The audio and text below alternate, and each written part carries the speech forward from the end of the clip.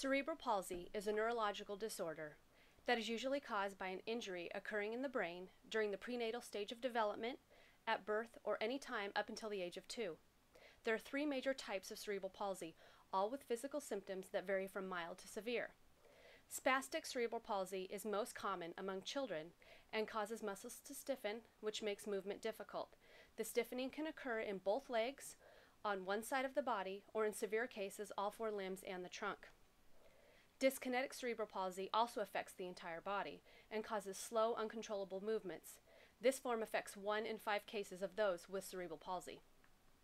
The third form is called ataxic cerebral palsy. This is the least common form, and it affects balance and coordination. Some patients might have a combination of the 3 types, and it is called mixed cerebral palsy. Because most of the students with cerebral palsy have only physical limitations, adapting my college courses for them is fairly easy with some preparation. If writing is difficult due to stiffening muscles, these students can use a note taker. I can give them copies of my lecture notes and allow them extra time on tests.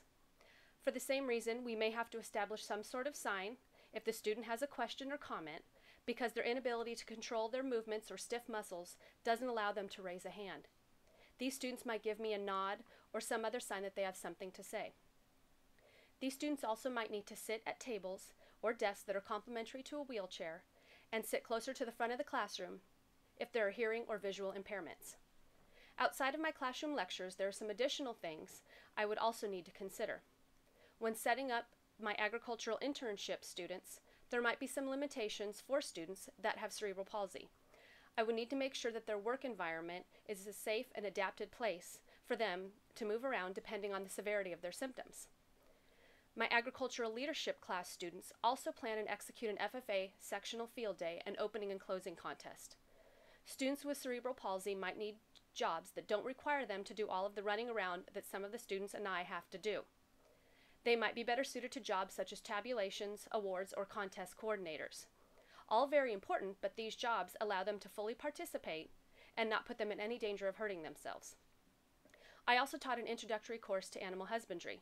This would have been somewhat more challenging to execute with students with physical limitations.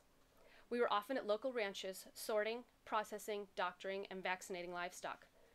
At these sites, I would have had to ensure that the student was able to fully participate while still remaining safe. I know that it would have been somewhat challenging for me as a teacher, but rewarding for the student. Soliciting the help of other students to protect and support the student with cerebral palsy, along with making the environment as safe as possible, would have been our goal, while allowing the student the same opportunities on the field trip as every other student had had.